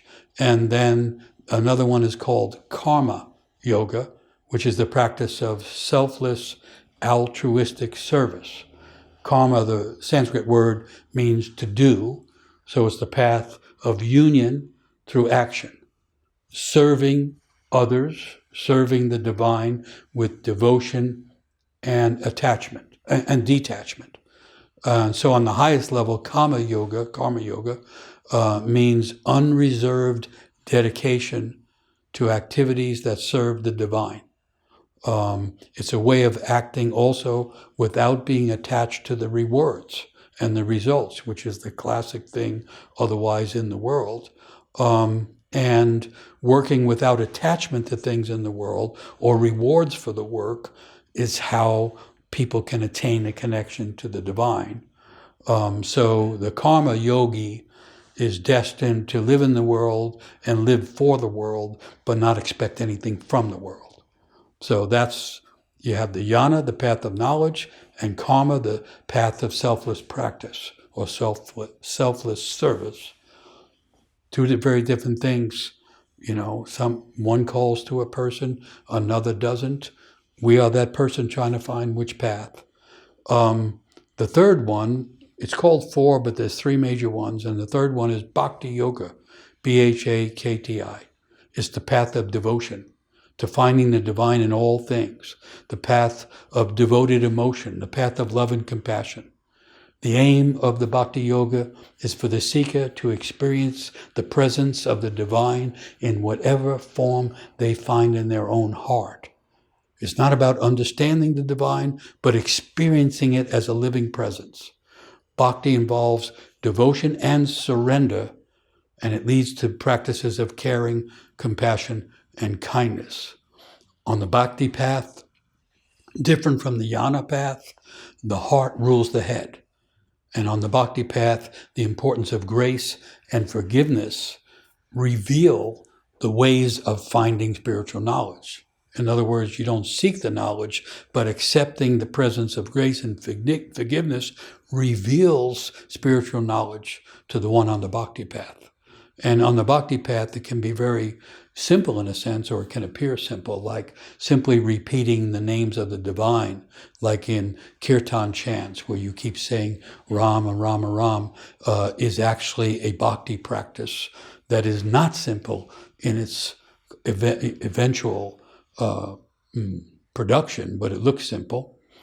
Pilgrimages tend to be bhakti, as well as building shrines. And I like to say that people on the bhakti path will bow to anything that moves. It's not about which is the right God. I'll bow to any goddess or any god. It's about the bowing. It's about the surrender. It's about the immediate emotional, psychological expression and connection to the divine. And so chanting, ritual, dance are all tend to be part of bhakti. And here's an interesting idea, that in the Kali Yuga, which the dark times, which in a sense we're in ancient India, they would say, in the dark times, bhakti is the shortest path to the divine. So for what it's worth, it's the simplest path. It's just surrender and devotion. Although both of those are challenges to the ego, but it could be the shortest path to the divine. And it makes me think of a little poem by Hafez, where he says, I called through your door, hey, the mystics are gathering out in the streets, so come on out. Leave me alone, you said. I'm sick. I don't care if you're dead. Jesus is also out here, and he wants to resurrect somebody. So it's kind of humorous way of saying, right outside the door, there can be the call to join the bhakti of devotion and the bhakti of bowing to life, even when we feel numb or trapped. So these three paths are sometimes called living to learn, living to serve, living to love. They all sound good, and some of us are called more to one than another, and each is a shelter for the soul and a living path to the divine according to the old sense of practice. And so there's a fourth one. And there often is in these old situations an extra thing that wasn't named. And in this case, it's called Raja Yoga. Raja means royal. So it's the royal path to integration by psychological, spiritual, and emotional experiment. So Raja means the path of self-experiments, both introversion and extroversion. Practices without dogma. Or you could say practices that weave together the three other practices or two of them. Again, I like the idea that there's lots of great constructs, but each soul is unique and we may have to find ways to weave it together for ourselves.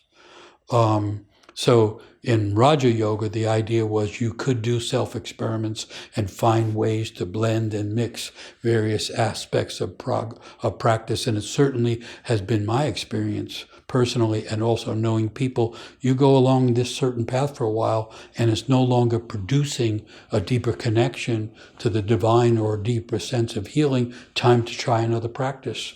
According to Raja, or I call it pathless path, you can change the path from study to devotion, from devotion to service. You can make these changes. And in a world that's changing radically, we might have to change our practices repeatedly. And so maybe I'll end there, that this whole thing is an experiment between the uniqueness of the individual soul and the call of the divine. I see that there are questions. What is the role of beauty, finding beauty, living with beauty, for encouraging ourself and soul in an increasingly ugly world? The answer is in the question. The world is ugly because it has forgotten beauty.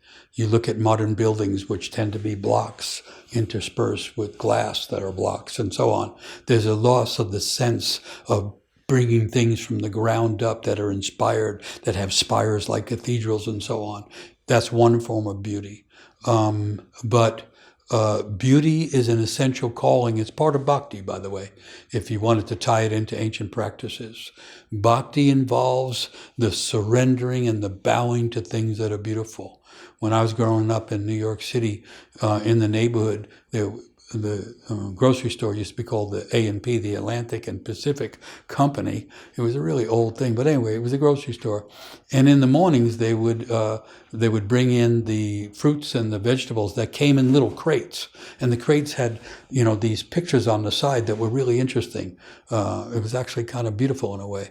And there was an old woman in the neighborhood who would wear these dark, worn clothes, and she would be outside the store. And when they put all of the crates out after they emptied the oranges and the bananas and whatever was in there, potatoes and stuff, she would take those crates that had these beautiful paintings, in a sense, on them, and she would build a shrine outside the A&P, and she would kneel down and pray to a shrine of the crates that had held the fruits and vegetables. And I used to see her on the way to church, and I would often think, I think she's closer to the divine than what's happening in the church.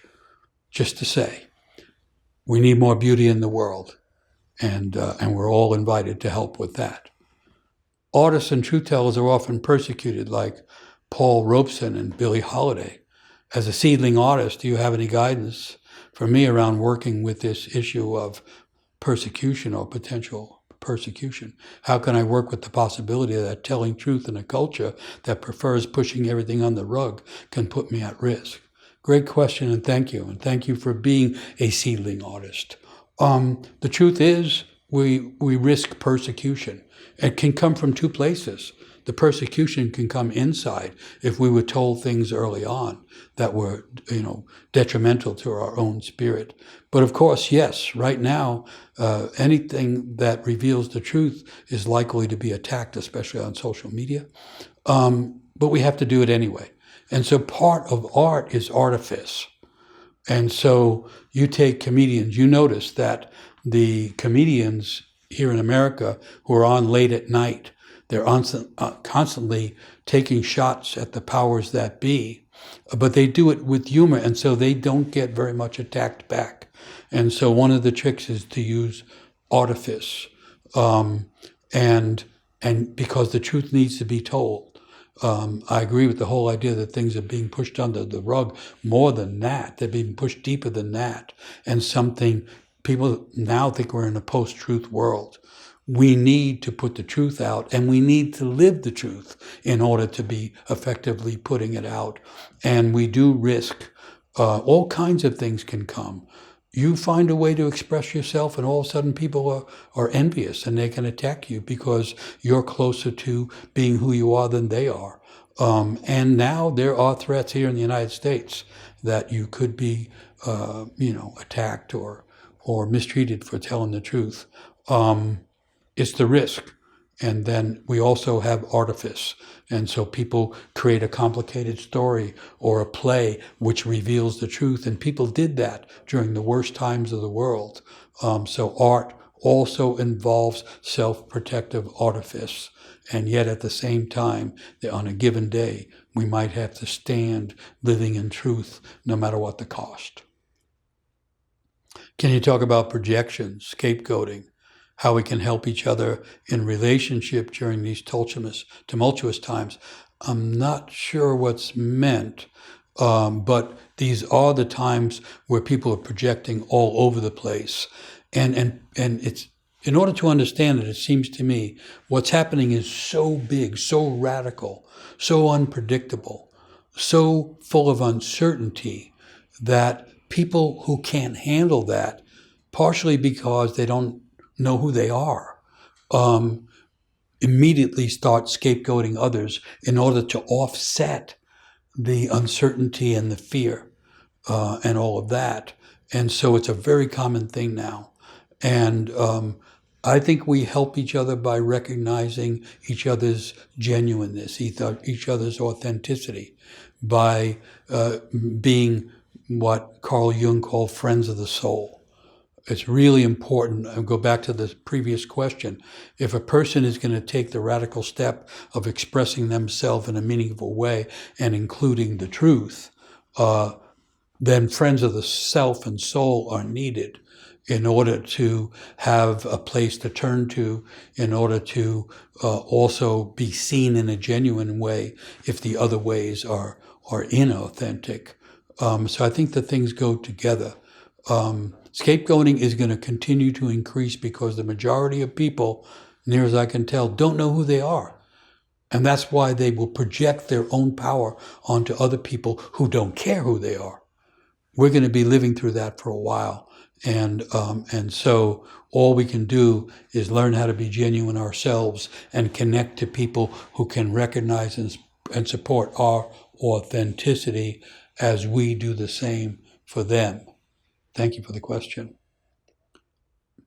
Can you talk about the relationship between creative practices and our vocational calling? Thank you. So the way I understand calling is it's related to genius. Genius, I think I might have mentioned, it means the spirit that's already there. Everyone's born with some genius. It's like a companion of our soul. And the genius is gifted in certain ways. And so a calling is calling to the genius that's already there. On one level, it seems the calling is coming from the outside. On another level, it's a calling that's awakening something inside. And so when we have a calling, it will automatically connect us to practices. For some people, the calling is to provide food and nourishment for others. And if a person is called to be a real cook or a genuine chef, they put love in the food. They put caring in the food. They put nuance in the food, as well as nutrients that help the body. And then they have found their calling, but then it involves a very creative process. It's not an industry. It's the process of making a meal out of ingredients that otherwise weren't connected naturally. It is a putting something in the world that wasn't there before, and it is nourishing people from a deep sense of inner nutrition. And so there's always a connection between the calling and the practices that secretly also call to us. So I've been trying to name a number of the different practices and a number of the paths of practice. And I think we're each actually called to certain practices. In working with young people, we've done various experiments. And there's a certain percentage of them which will go right to the instruments, especially the drums, because of the essential dynamic of rhythm. And there's a certain percentage of them that when you give all of them a chance to experience meditation, for instance, roughly 20% of them will be deeply attracted to meditation, even if they've just come off the street and they're street kids. And so I think we're called to certain practices, especially initially, and then later we can see other ones might help. But the practices are related to the vocation and the calling, which is related to the genius. There's an alignment that is mysterious, but also can mysteriously happen. How can practices help us stand up to the evil in the world? So if we take the four paths to the sacred, all of them would stand in opposition to evil. But I would have to say that a meaningful practice will put us into contact with and conflict with our own shadow, or you could say our own evil. So it's not that we could find a practice that is all good intentions and all good results. A person who goes deep into a practice will find the ways in which darkness, shadow, trouble, conflict, and aggression exists in them. And that will cause them to allow them to see the evil and the darkness in the world with different eyes. That's my thought. So many people these days believe they are not creative. They lack playfulness and the ease of experimentation that was taken them perhaps when they were quite young. We see creatives as being rare, talented individuals. How do you think generative AI is affecting this? I was wondering when AI would come in. I have my own little word game. First of all, I think AI informs everybody what it is. Its own title is artificial. It's artificial intelligence. So it's not soulful intelligence. It's not heartfelt intelligence. It's not truly creative, imaginative intelligence. It's artificial intelligence. So yes, it's powerful because it appears to do things, but it doesn't do the things we really need. It's not authentic enough. So I put as in opposition to artificial intelligence, authentic intelligence, the intelligence that comes from our authentic breathing, trying to live fully self. We're here to become an authentic version of our own self. And if we do that, AI will look like what it really is, which is an artificial form that cannot serve the human natural inclination and the desire to live in beauty, live in truth, and add meaningful things to the world. It's a strange world we're living in, and people are succumbing to the strangest things that can easily be proven to be unsatisfactory to the soul, and yet there we are. You've talked about abandonment. What skills can be used to reduce that feeling, especially with creative practices, and when others don't care what the artist is offering? Yeah, that's a tough one. The first problem is you haven't found a path, a creative path, and the second problem is you found a creative path. The first problem is you haven't expressed what you truly have, and the second problem, you expressed it and no one paid attention or people rejected it. So that's tough stuff. And that's part of the sacrifice that's on the path. And I'm suggesting that, everybody has abandonment issues. And so abandonment will be part of the path. And I'm not saying it's easy. But and so that's why there has to be this business of forgiving oneself. Increasingly throughout my life, I've realized that the capacity to forgive oneself and thereby forgive others is terribly important, because otherwise we keep feeling the same old wounds that we had. And when we're young, we can't defend ourselves. We're too vulnerable, and so we get wounded. So being a creative artist, as we were talking about with the young seeding artist before, takes courage. It comes from a different part of ourselves than the idea of a career. And so in the midst, whether it's the midst of contemplation, meditation, or the midst of some of the creative arts, we're going to experience abandonment, and it's going to come in the style and form that it was when we were first being formed, and it can be pre-verbal, so it doesn't even have its own words. And then we have to learn how to be with that. We are deeper than that, and we have to find that depth.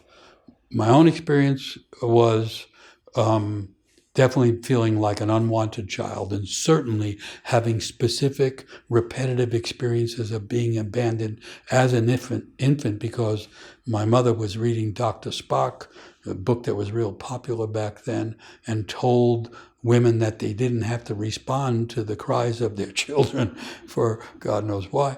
And my mother found that rather intriguing. And I'll tell you what happened to me, actually. I became this very frustrated, angry infant that couldn't get the attention I needed.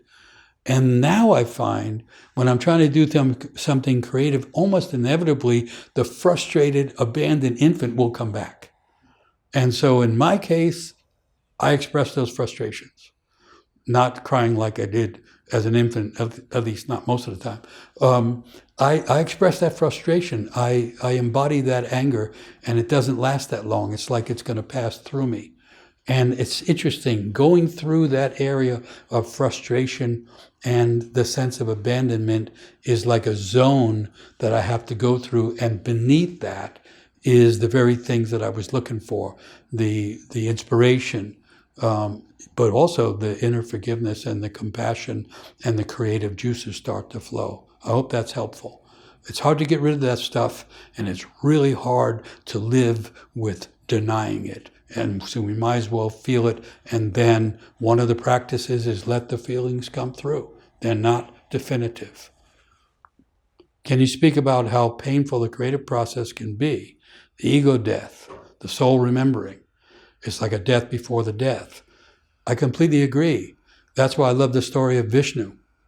Vishnu has to go all the way down into the darkness. He created the whole damn thing, and then he had to go back down through it. And then he has to get into a fight down there with the demon. So when I was growing up, they would have this image of the artist as the crazy artist. You know, Van Gogh cuts off his ear, and they would have the list of all the artists that act crazy. What they don't understand is that creating something, it used to be called making order. And it doesn't mean rules and regulations. Something is added to the order of the world that has meaning, that has shape, that has value. But as soon as order is created, disorder is also created. So often the artist is entering an area where they really have something to contribute and they have something to shape. Let's say it's a song, and it's going to come out as a song, but the song happens to have sorrow and loss in it. So in shaping the song, the songwriter, the artist, has to continually go through the zones of sorrow and anguish in order to give genuine authenticity and genuine meaning to the song. And so that becomes a way of understanding the process of art. The artist will suffer inner splits and inner conflicts as a natural process of being involved in creation, as Vishnu did, and then has to keep expanding the sense of self and soul from the process of going through the zones of depression and anguish and finding the creative energies at the bottom. The artist is supposed to grow as a person. That's why I think everybody imagined the artists were all in service of the divine, not in service of the gallery sales. If someone can sell their art, I'm all for it. But if the making of art and selling of art becomes the aim, then all of a sudden the practice is lost, even if the talent is there. Being creative makes us go through the destructive parts of ourselves and the destructive parts of the world. And if we understand that it's a path where mistakes and conflicts are to be experienced, and that all artistic creation is also part of the healing road, it starts to make more sense. But in every way that has been mentioned, to enter the creative process is to suffer both creation and disorder, both creativity and destruction. As an artist who leads collaborative workshops, one of the most difficult hurdles when working with other artists is the ego. No kidding. How do we help us, develop a permeable ego? How do we counter the paradigm of hyper-individualism so that we can really create cultural democracy? Well, I'm not sure about the last part. In other words, I don't think you aim through art at some outside development. The art has to be in its own process, and then healing things can come with it. But maybe I learned this from James Joyce. If the art is being done for some result, the muses depart because it doesn't work that way. And collaboration with artists is always very difficult, and it's always the egos that involved. Relationships are collaborations where the egos are always involved and problematic.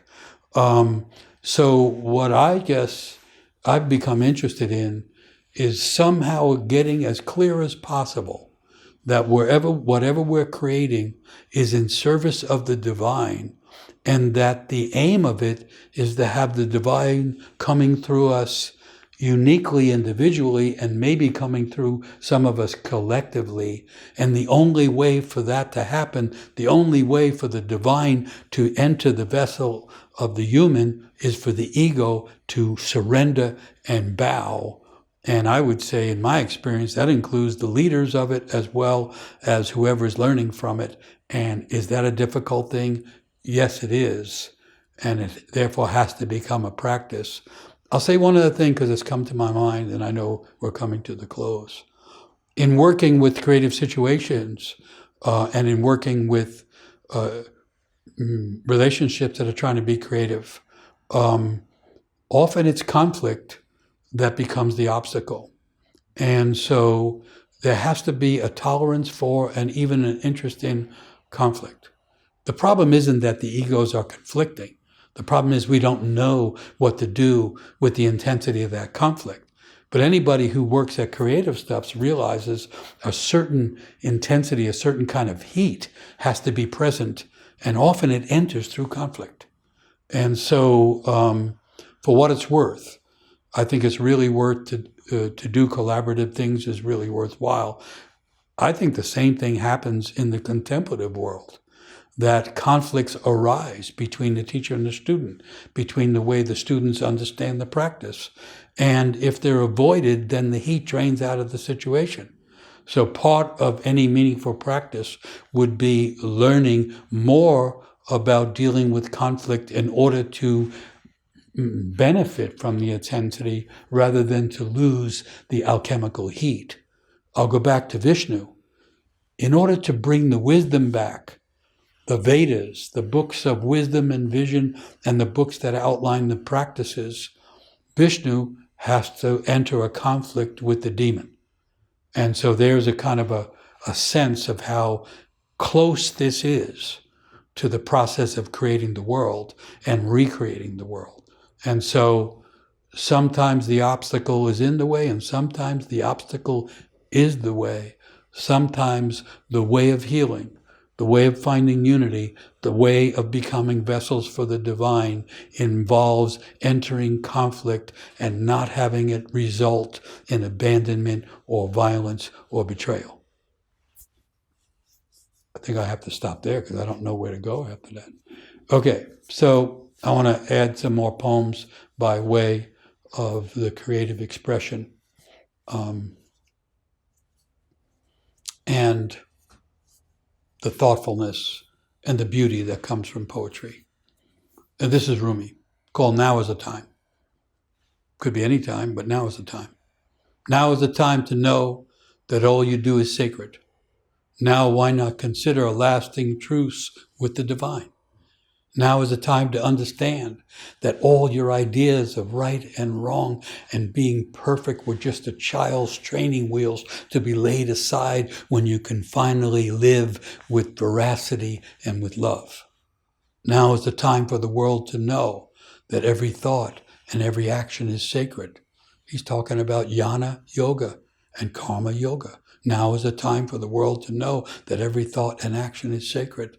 This is the time for you to deeply compute the impossibility that there is anything in this world but grace. Now is the time to know that everything you do is sacred. You can tell Rumi was pretty far along a path when he found that. And this is Hafez. I know the voice of depression still calls to you. I know those habits that can ruin your life still send you invitations. But now you are practicing with the friend and you are beginning to look much stronger. And you can stay that way and even bloom. So keep squeezing drops from the sun, from your prayers, from your practice and your music, and from your companion's beautiful laughter. How's that for some instruction?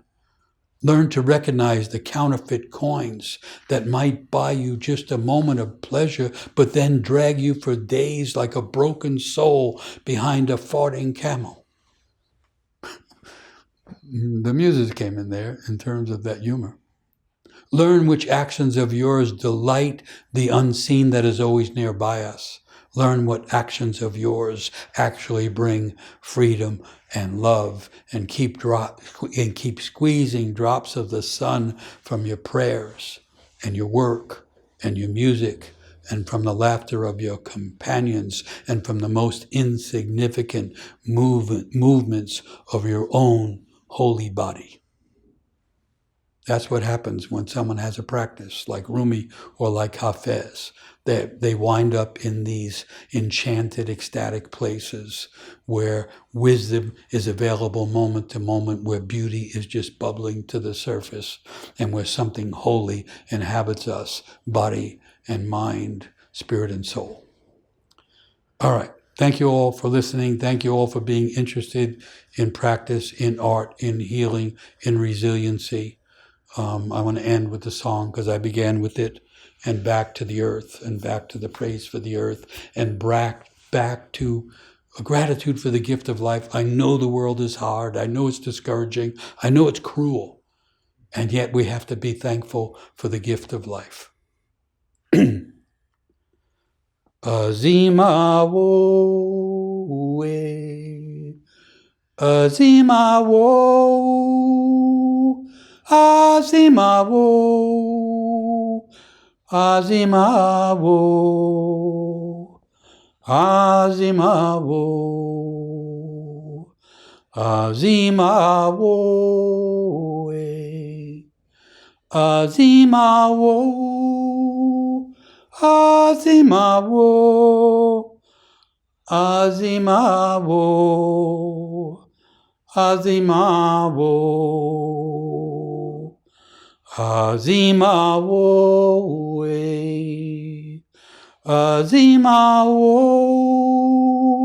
Azima wo, Azima wo, Azima wo, Azima wo, Azima wo, Azima wo, Azima wo, Azima wo,